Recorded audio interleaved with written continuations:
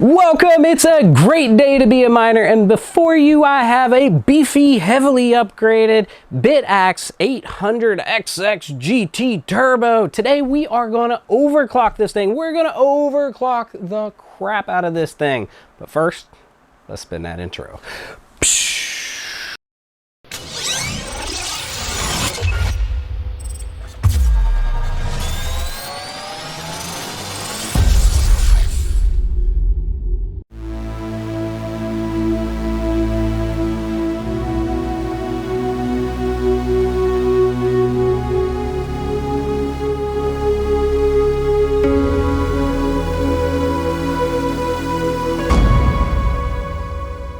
And here we are again, and before you is the beautiful Bitaxe GT Turbo 800XX. This thing came from Bitcoin merch. If you want to see all about that, the initial review, whether or not you should buy it, all those fun analytics, check that video out above. But recently we upgraded this thing. It came with this itty bitty cooler, well, itty bitty compared to NerdQaxe, but it came with this cooler with this super high powered fan. So one, it wasn't cooling very well, and two, it sounded like a jet plane. So of course we over-engineered, over-modified the heck out of this thing, and we put this giant cooler on here, and we put another giant fan on the back, and we basically made this thing so that we can really overclock it. If you want to see how to build this out specifically, we went over in depth in the previous video, like completely from every little nuance, and it definitely took some effort. So if you want to see that video, check that one out above. But yeah, so today we are going to push this thing. We're going to overclock it. We're going to get some nerdy numbers going on. We're going to see just how well this modification is doing and what we could do to improve it even further. So the first point that's going to hold us back is this little generic brick power supply that they give us. This is only a 72 watt power supply. It is a 12 volt 6 amp, so you multiply the 12 volt 6 amp. So we are going to replace this with a bigger, better power supply for testing. For that, we have a couple options. We can do a standard switching power supply, kind of like a Meanwell, and actually build one out and put a new connector, run the wires, power cable, all of that, and plug it in. Or we could take the power supply off of our other Bitaxe GT Turbo, the 801 from Solo Satoshi, that comes with the nice beefy cooler, because it comes with the same power supply as a NerdQaxe++, and this thing does like 124 watts, and it doesn't turn cherry red like this one will when it gets up to 60 watts. So we're going to use this brick because it'll be way easier than building out our power supply at this time. Of course, eventually we'll circle back and build the power supply, but that'll be the first point that'll hold us back. The other thing that could possibly hold us back is we didn't put the copper heat sinks on the board when we were building this out. And if our VRM temps get too much, then maybe we'll go back, take the fan off, and we'll add those on. But for now, we're just gonna switch the power supply. I'll go get a baseline and we'll start doing some nerdy numbers. Go. So here we are over in a remote session. We're gonna get some of our baseline numbers before we actually move into the overclocking. So right here it's showing we're gonna go with our average, our 1 hour average, 2.14 terahash. And we are doing an efficiency of 18.73. And then we are going to get our power down here in the corner, 40.6 watts. We are going to get our ASIC 1 temp, 46, ASIC 2 temp, 54, our voltage regulator temp, 57. Let's move me out of the way, and we're going to get the fan speed and fan RPM. Then we're going to go into the settings. This is how do you overclock? Well, you've got to jump into the settings tab, and this is where all the magic happens for overclocking. So the first thing you need to know is that your frequency is how strong that you're running your chip, but as you turn up the frequency, how hard you're running your chips, you have to actually pump more power into them to make them be stable. So that's where your core voltage comes in. So if you move up your frequency 1-2 clicks and it doesn't it's not running the expected hash rate, or it starts plummeting downward, that means you need to bump up the voltage to bring it up as well. Another thing to note here is that we have the automatic fan control set. We're going to leave it set. We're leaving our target temperature at 60°C with a minimum fan speed of 25. That is our baseline settings.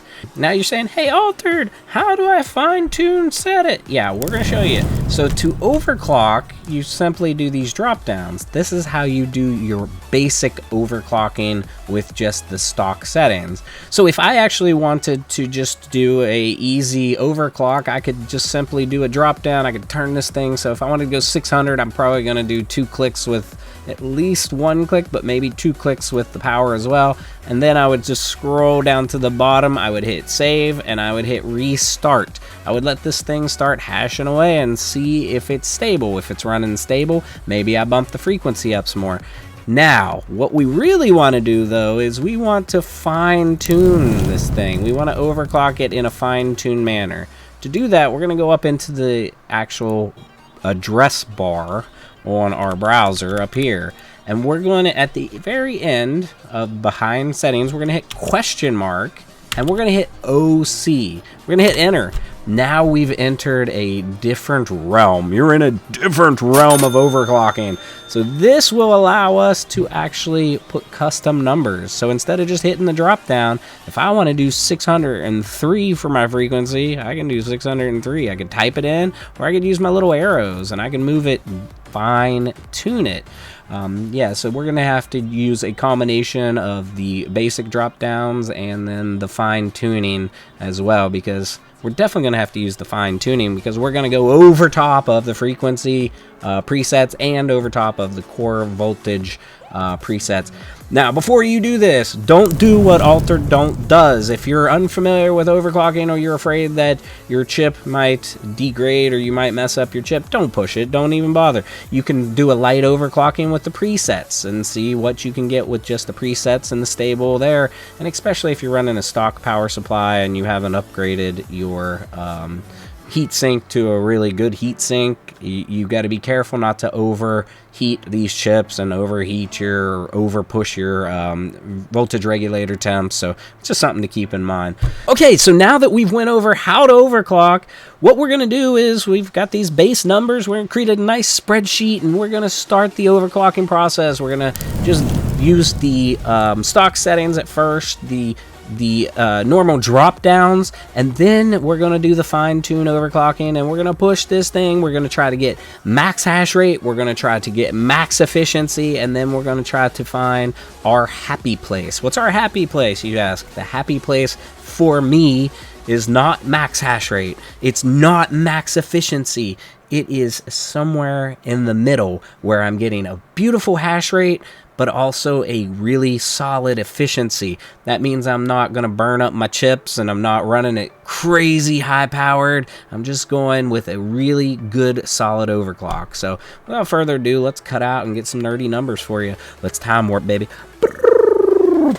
And we're back. Let's cue up the 3 weeks later meme. Yeah, we've been working on this for multiple days, and we finally went all the way. Well, we went first through all the stock settings, then we did a ton of manual overclocking, and we basically pushed till we were uncomfortable at the top, where we didn't want to push it any farther, where it started to fail, and then we dialed it back down to where we think is the optimal settings for our specific device. So we're going to go through these nerdy numbers really quickly and briefly. Of course, if you want the full thing, I'll move me off the screen and then you can take some screenshots just to compare with yours. Okay, so first off, the one main constant we have in the software, we have the fan set to a target temperature of 60°C, and so that is always set, and then once it gets close to the 60°C, of course the fan will ramp up to try to bring the chips down to 60°C, and if the chips are over 60°C, then the fans will stay ramping up at full capacity, trying to get those chips back dialed down. So that's our constant. Now, the one other thing I wanted to mention is, again, a big shout out to Ryan Blass. He has blown up a number of these. Thanks for blowing up technology in the name of science, Brian. But he said that basically he's had a couple that's hit up to 5 terahash. Yes, they can hit up to 5 terahash. He said that he's uncomfortable pushing above 1100 frequency and 1320 core voltage. So that's something to keep in mind. And I wanted to go slightly lower than that because I don't really feel like blowing this one up after doing my nice install and all that. But if we do, we did. So we went ahead and pushed it some. So the base numbers here, what we did was we take these are all from the stock drop down. So you've got 525, 550, 600, 625. Those are from your stock drop downs in your settings tab. And then the CV voltages, the same thing. We only use stock numbers or the easy quick tuning drop downs. And you can see we had some decent numbers, but the ones that are in orange here, they were having a high error percentage. So if we click back over to our dashboard, your error percentage, let me see if I can pull it down just slightly. The error percentage is this number right here, this little guy, this error number right here. And whenever it gets above 1%, I no longer am really confident with the numbers, because you're kind of doing a trade-off where you're wasting some of your hash rate, and then there's a possibility that you might get a block hung. It's just not good business. So I keep my error percentage under 1%. That's where I target. And so yeah, these last two results, they were not very good because they had high efficiency, but the error percentage was clear up over 4%, so that we wouldn't use them. So that's our stock numbers. And then we get into the nitty gritty where we actually did the question mark OC in the title. If you go up to the top of your screen and you hit question mark OC up here in your toolbar under your settings, that's how you enter overclock mode and then do your custom overclocking. So we started doing those numbers, and this is where we really got into a pit of testing. Like, we went through so much testing. Any of the ones that show in orange are failed results, basically, where the error percentage was not in the safe range that we would be comfortable with. But yeah, so we're trying to tune. We're going really slowly. We're moving it up. We're pushing the frequency up, and then whenever the frequency either was getting higher error percentage or wasn't hitting the expected hash rate that shows in the dashboard, then we would bump the voltage up, the core voltage, to try to offset that. So here is quite a bit of our numbers, and we got a lot of errors. The top end that we pushed this specific device to, we pushed it up to 4.19 terahash safely. That was 78.6 watts at the wall, using about 15 extra watts at the wall rather. This was 78.6 in the software. The efficiency wasn't that great at 18.7, but not bad at that high, considering. And we had 4.19. The next time we went up a little bit higher, we then got PSU fail issues. And we're really getting close to where we're uncomfortable with the amount of frequency and the amount of core voltage that we're pumping into this thing. So down here, clear at the bottom, let me show you where that is. Let me get me out of the way for one. Now, let's see if we can zoom just a little bit more. That's a little better.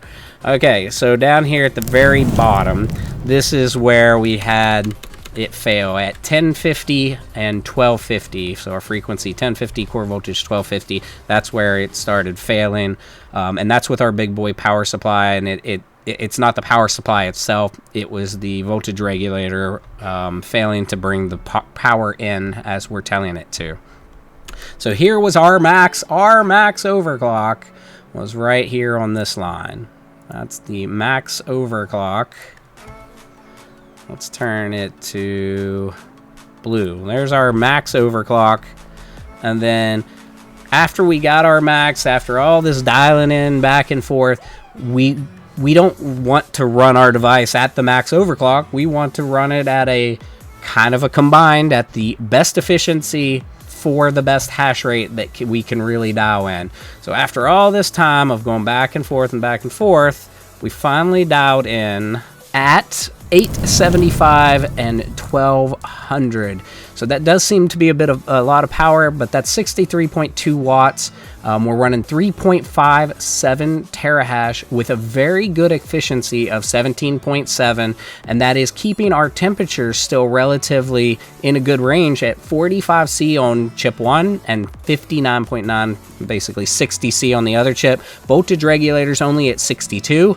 The fans are only at 73%. Let me see if we can show those fans right here. This line right here is what I'm talking about, and here's our fans are at 73.2%. That's 2200 RPMs roughly. VR temps 62. ASIC chip 260, ASIC chip 145.4.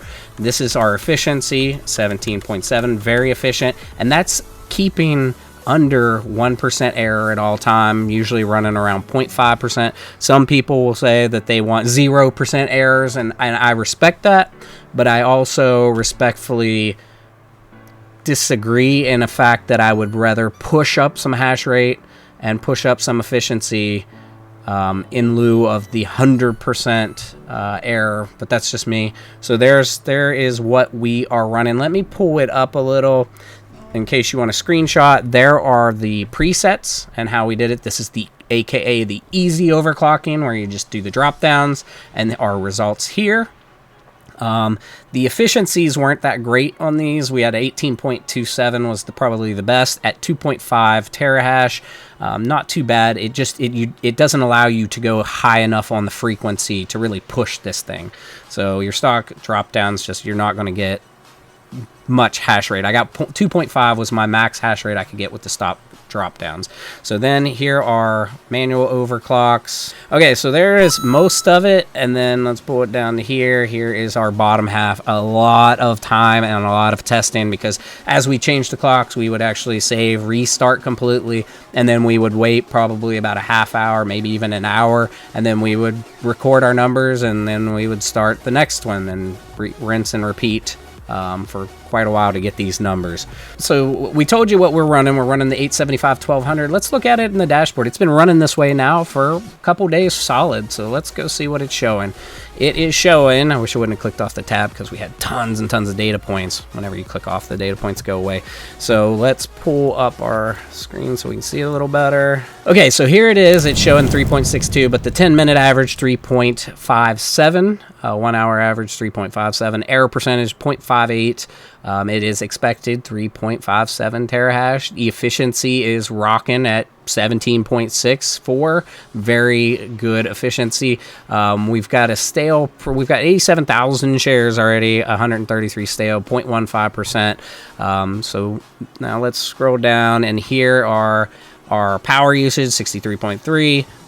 There's our frequency, our ASIC temp 1, 45, ASIC temp 2, 59.9, VR temps 42, fan speeds only at 57, 1781 RPMs. Yeah, so that is pretty impressive. And like I said, this thing is just running and running, and if you check the pool, you're getting the same numbers. So yeah, after quite a bit of testing, there's all the nerdy numbers. Let's jump back over to the desk and let's talk about this thing. Go. Well, there you have it, man. Tons of time into overclocking this one, but it was fun. It was fun. I love the nerdy numbers. I love dialing these things in, and man, this thing is a beast.